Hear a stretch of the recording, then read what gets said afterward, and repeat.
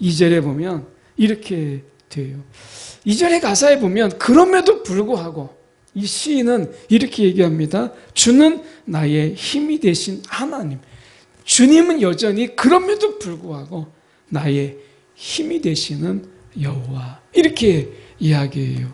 이 시인은 차마 이런 상황 속에서도 하나님을 놓을 수 없는, 하나님을 버릴 수 없는, 내가 세상에서 버림당할지언정 내가 하나님을 버릴 수 없다라고 하는 이 마지막의 믿음, 이것을 버리지는 못해요. 제가 이제 성경, 구약 성경으로 833쪽, 구약 성경 833쪽의 말씀입니다. 제가 1절로 3절까지 봉독해 올립니다. 하나님이여 나를 판단하시되 경건하지 아니하는 나라에 대하여 내 송사를 변호하시며 간사하고 불의한 자에게서 나를 건지소서. 주는 나의 힘이 되신 하나님이시거늘 어찌하여 나를 버리셨나이까? 내가 어찌하여 원수의 억압으로 말미암아 슬프게 다니나이까?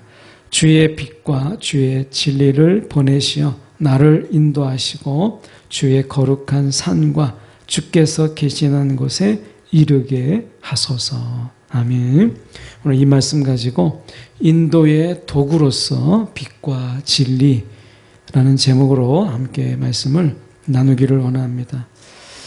어쩌면 우리가 송사, 변호 이런 단어들이 나와 있는 것처럼 이 43편 1절에서 3절까지의 말씀은 일종의 법정을 우리가 상상하게 하는 그런 모습으로 보입니다.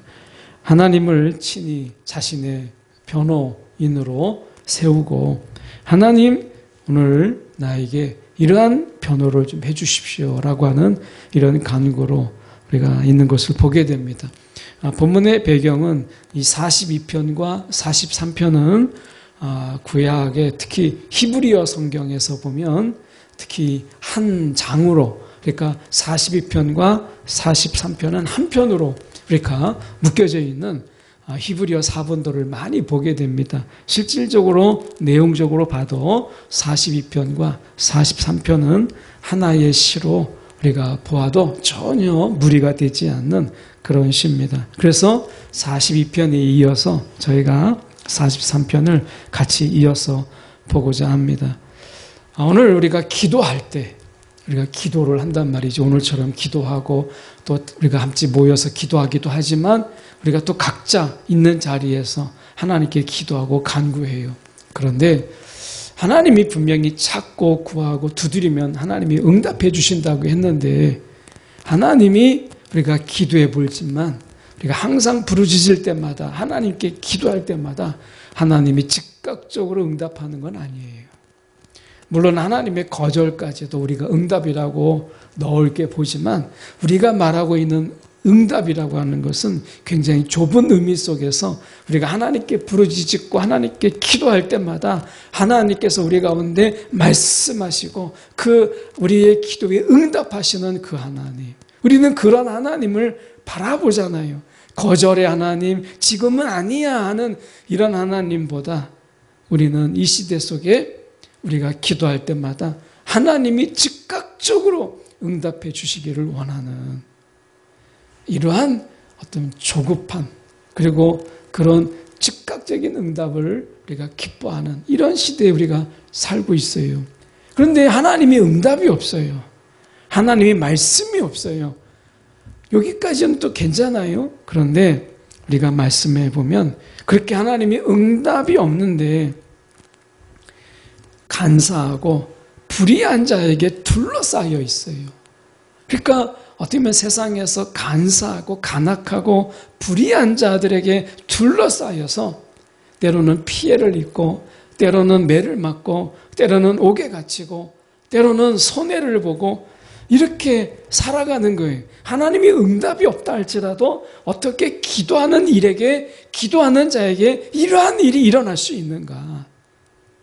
기도하지 않아도 잘 사는 세상 속에서 아니 어떻게 기도하는데 간사하고 불의한 자들에게 짓밟히고 매를 맞고 갇히고 빼앗기고 이렇게 살아갈 수 있단 말인가, 이런 거예요. 지금 1절에 보면 하나님이여 나를 판단하시되, 그 다음에 말씀해 보면 경건하지 아니하는 나라, 이 나라라고 하는 것은 한 국가를 이야기하는 것이 아니라 경건하지 아니한 무리들, 이 경건하지 아니한 무리들에 대하여 이제 시인은 하나님께 송사를 우리가 걸고, 하나님 정말 살아계신다면, 하나님이 정말 보고 계시다면 내게 변호하여 주시옵소서, 하나님 뭐라고 좀 말씀 좀 해주세요 라고 이야기하는 거예요. 그러니까 이 시인이 얼마나 답답하겠어요. 여러분, 우리가 이 세상을 살아갈 때 정말 우리가 얼마나 답답하고 때로는 얼마나 우리가 세상 속에서 정말 살아가면서 어디 하소연하고 한탄하고 이렇게 하고 싶은 이런 마음들이 너무 간절하잖아요. 세상에서 악하다고 하는 사람들이 건강하게 살고, 그리고 아무 걱정 없이 살고 세상에서 많은 것을 누리면서 살아가는데, 우리가 하나님의 사람들이라고 하는 신앙생활하고 예배드리고 하는 자들이 세상에서 치이고 짓밟히고 하는 것을 보면 정말 우리 가슴 속에서, 마음 속에서 우라통이 정말 터지잖아요. 지금 이 시인이 그런 일을 당하고 있는 거예요. 그런 일을 보는 것도 우리가 화딱지가 나는데, 그걸 지켜보는 것도, 시인이 그런 일을 당하고 있는 거예요. 그러니 그의 마음 속에, 그의 마음이 얼마나 문드러졌겠어요. 내 송사를 주님 변호하여 주시옵소서. 그리고 간사하고 불의한 자에게서 나를 건지소서. 이렇게 지금 이야기하고 있는 거예요. 거짓을 일삼고 저 악한 사람들에게 둘러싸여서 내가 이렇게 당하고 있는데, 하나님, 어떻게 하나님이 정말 사랑의 하나님이고 정의와 공의 하나님이신데 어떻게 그걸 가만히 보고만 계십니까? 이런 슬픔의 이 외침을 하고 있는 거죠. 우리가 세상 속에서 참 억울한 게 많아요. 제가 직장 신우회 두 군데를 하고 있는데, 한 군데서 신우 예배 잠깐 전에 시간이 좀 돼서 나눔을 하는데, 자기가 정말 신앙생활도 하고 열심히 하는데 실적이 안 오더라는 거예요. 실적을 내야 되는데 실적이 안 오르는 거예요. 그런데 정말 기도하지도 않고 신앙생활도 안 하는 사람에게는 이게 행운인데, 갑자기 막 엄청난 실적을 낼 수 있는 기회가 그냥 가만히 앉아 있는데, 입 벌리고만 있는데 감이 떨어진 것처럼 그렇게 떨어지더라는 거예요. 아니, 도대체 하나님 앞에서 열심히 한다는 게 뭐고, 내가 신실하게 살아간다는 게 뭔가. 아무리 열심히 내 노력을 해도 저렇게 갑자기 그냥 그렇게 큰 실적이 가만히 있는데 떨어지는 적이 없는데, 하나님 도대체 어떻게 하라는 겁니까? 뭐 이렇게 답답해서 이렇게 하시는 말씀을 들었어요. 여러분, 세상에서 정말 운도 좋은 사람들, 뭐 운빨이 있다, 이런 이야기를 우리가 속된 말로 합니다만은, 정말 운이 있는, 가만히 있어도 그냥 운이 따르는 사람들이 많은데, 정말 하나님의 열심으로 우리가 정말 신실하게 살아가는 우리들에게는 어쩌면 그렇게 운이 없는지, 정말 우리가 생각해보면 너무 안타까운 거예요. 예수도 모르고 정말 하나님도 모르는 자들이 로또도 금방 되는 것 같은데, 하나님을 찾고 구하는 자들에게는 어떻게 그렇게 한 번도 기회가 안 되는지, 참 하나님의 일을 해보겠다고 하는 건데도 하나님은 그런 기회를 주시지 않는 것을 보면서 이 세상을 어떻게 이해할 것인가, 이런 생각이 들지 않습니까? 2절에 보면 이렇게 돼요. 2절의 가사에 보면 그럼에도 불구하고 이 시인은 이렇게 얘기합니다. 주는 나의 힘이 되신 하나님. 주님은 여전히 그럼에도 불구하고 나의 힘이 되시는 여호와. 이렇게 이야기해요. 이 시인은 차마 이런 상황 속에서도 하나님을 놓을 수 없는, 하나님을 버릴 수 없는, 내가 세상에서 버림당할지언정 내가 하나님을 버릴 수 없다라고 하는 이 마지막의 믿음, 이것을 버리지는 못해요. 여러분, 우리가 감사할 게 뭐냐면 우리의 믿음의 기초, 이 믿음의 바닥이 얼마나 굳건한가라고 하는 거예요. 정말 믿음이 없는 것 같아도 이 시인이 이야기하잖아요. 주는 나의 힘이 되신 하나님이시다. 우리도 모르는 사이에 우리의 신앙의 기초가, 우리의 신앙의 바탕이 우리도 모르는 사이에 이렇게 단단해졌다라고 하는 것을 보게 돼요. 이 시인도 마찬가지예요. 너무나 억울하고 정말 하나님이 계신다면 정말 나를 변호해 주십시오. 당장이라도 하나님을 떠날 것 같고 당장이라도 하나님을 부인할 것 같은데, 시인은 그 신앙의 굳건한 바탕에서 그는 이렇게 이야기합니다. 주는 나의 힘이 되신 하나님. 이렇게 그는 노래해요. 여러분, 하나님이 우리의 신앙의 바탕을, 우리의 신앙의 바닥을 보게 하시잖아요. 그럴 때, 야, 내가 이것까지는 깰 수 없는 믿음의 이 바탕이 있구나 하는 것을 보게 하시는 것이죠. 여러분, 하나님이 우리도 모르는 사이에, 저와 여러분도 모르는 사이에 신앙의 기초를 얼마나 튼튼히 하셨는가 하는 것을 오늘 시인은 고백하고 있어요. 그러면서 그는 이렇게 이야기합니다. 어찌하여 나를 버리셨나이까? 내가 어찌하여 원수의 억압으로 말미암아 슬프게 다니나이까?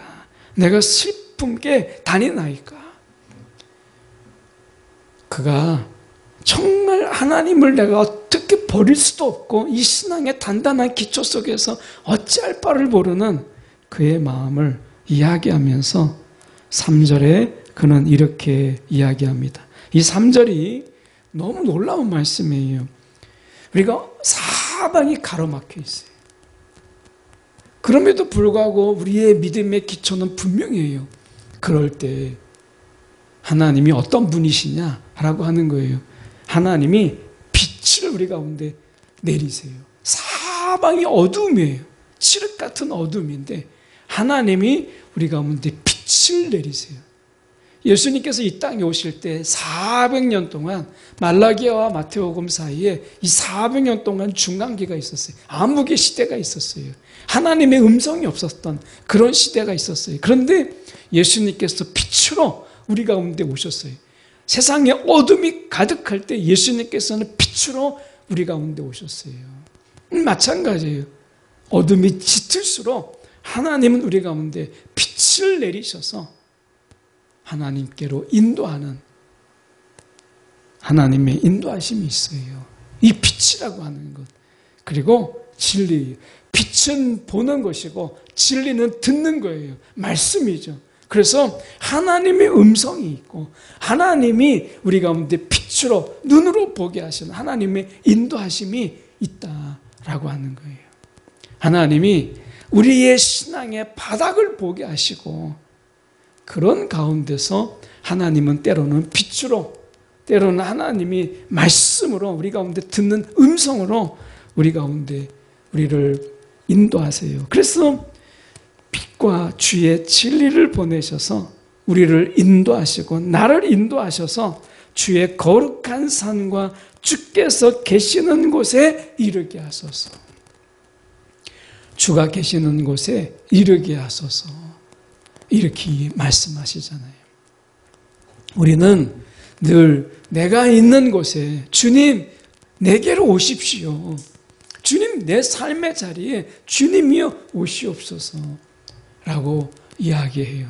그러니까 내가 중심이에요. 하나님 내가 있는 곳에 주님 이곳에 와 계십시오. 이곳에 오십시오 라고 늘 우리가 외치죠. 그런데 오늘 3절에 보면 빛과 진리로 오늘 주가 계신 곳, 주께서 계신 곳에 이르게 하소서. 주의 거룩한 산에 우리가 이르게 하소서. 이렇게 말씀하는 거예요. 어쩌면 우리는 우리가 있는 그 자리, 어떻게 보면 아브라함을 우리가 생각해 볼 때 왜 아브라함을 그 갈대아 우르스를 떠나서 그 갈대아 우르를 떠나 내가 지시할 땅으로 가라라고 말씀하셨겠어요. 하나님은 안에 계신 곳이 없는데 그 우상의 도시를 떠나서 이제 하나님을 온전히 바라볼 수 있는 하나님이 지시할 땅으로 그를 인도하여 내시잖아요.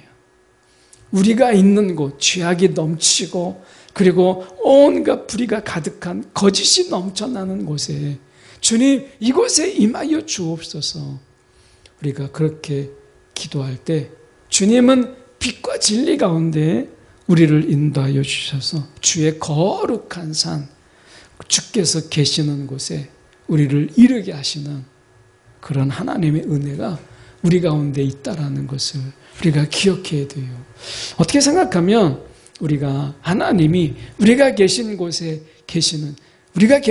하나님이 함께 하심을 통해서 우리의 자리를 더욱더 빛나게 하시고 우리가 있는 곳이 더욱더 진리 가운데 가득하게 하시는, 그래서 예수님께서 친히 이 땅에 오셔서 정말 귀신 들린 자들 속에 임하시고 또한 병든 자들 가운데 함께 하시고 세상에서 버림받은 자들과 함께 하시는 것처럼 우리 가운데 오시는 게 맞는 거 아닌가? 우리가 계신 곳에 주님 임하여 주옵소서, 이렇게 우리는 늘 외치죠. 그런데 오늘 이 시인은 이야기합니다. 빛과 주의 진리를 보내시어서 우리를 인도하시고 이렇게 말씀하세요. 오늘 어쩌면 우리가 이 세상을 살아가는 가운데 세속이라고 하는 것, 어떻게 보면 교회가, 한국 교회가 이제 점점 세상과 이 달라짐이 없는, 그래서 나쁜 의미로 본다면 세상과 교회가 별 차이가 없는, 그래서 교회 나오는 것이 전혀 불편하지 않는 이런 세상. 그래서 이제 성과 속이 이제 그 간격이 무너져서 어디가 교회고 어디가 세상인지를 알 수 없는 이런 단계에 이르렀다, 이렇게 이야기합니다. 어쩌면 이 노아의 홍수라고 하는, 방주라고 하는 것을 보면 하나님이 세상이 죄악이 가득한 곳에 하나님은 또 방주를 만들게 하시고 그들을 따로 부르셔서 모두를 멸하게 하시고, 그리고 하나님께서 방주를 구별하신 것처럼 하나님은 이 시인의 노래를 통해서 지금은 구별이 필요한 때요, 하나님은 지금은 우리가 이 세상과 구별된 이러한 삶이 필요한 때라고 말씀하시는 것이죠. 어쩌면 우리가 이 땅에 하나님 우리 가운데 임하여 주옵소서라고 기도할 때 아니다, 하나님은 오히려 빛과 진리 가운데 우리를 인도하여 내셔서 주님의 거룩한 산, 주께서 계시는 바로 그것으로 우리를 부르심으로 인해서 우리를 구별되게 하시는 하나님의 역사, 그게 있는 것이죠. 그래서 우리는 세상 속에서 하나님이 어디 계신지, 하나님이 도대체 우리가 삶 속에서 우리를 보고 계시는지, 우리의 기도가 왜 응답이 안 되는지, 이런 속에서 하나님은 모든 걸 멈추게 하시고 하나님께로 인도하시고 그 거룩한 산, 주께서 계시는 곳으로 우리를 인도함으로 인해서 우리의 기도가 얼마나 세속화되어 있는지, 우리의 기도가 얼마나 세상 것을 구하고 있는지, 우리가 세상에서 얼마나 찌들어서 살고 있는지를 하나님은 먼저 보게 하시고 우리를 구별하게 하심으로 인해서 우리가 구하는 것을 바꾸게 하시고 우리가 바라는 것을 바꾸게 하시고, 그래서 우리의 믿음의 기초에 더 아름다운 것을 열매 맺게 하시기 위하여 우리가 계신 곳이 아닌 주께서 계신 곳으로 우리를 인도하시는 하나님의 계획을 보게 돼요.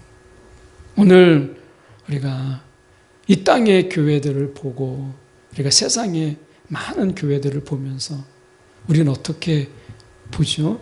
우리가 더 이상 교회가 거룩한 곳이다 라고 하는 이 정체성을 잊어버린 이러한 교회들을 보게 됩니다. 그리고 정말 주님이 계시는가? 교회에 주님이 정말 계시나? 라는 생각이 들 정도로 우리가 인본주의로 가득하고 사람 냄새 풀풀 나는, 하나님의 향기는 없고 사람 냄새 풀풀 남기는 이러한 것으로 변질된 것은 아닌가. 오늘 하나님께서 왜 지금 3절의 말씀처럼 빛과 진리로 우리 가운데 보내셔서 우리가 있는 곳으로 오지 아니하시고 우리가 거룩한 산으로 우리를 부르시며 주께서 계시는 곳으로 우리를 인도하시려고 하시는 하나님의 뜻이 왜 있는가? 우리가 한 번 정도 이 3절의 말씀을 되새겨 봐야 될 때가 아닌가 하는 생각을 해보게 됩니다. 많은 대형 교회들 뿐만 아니라 물론 이제 차이가 없죠. 그렇지만 아무래도 유명한 교회들이 더 많이 사람들 속에 회자되는 곳에서 우리가 이런저런 우리가 세상에 우리가 내놓을 때 정말 불미스러운 이야기들이 많은 이런 세상입니다.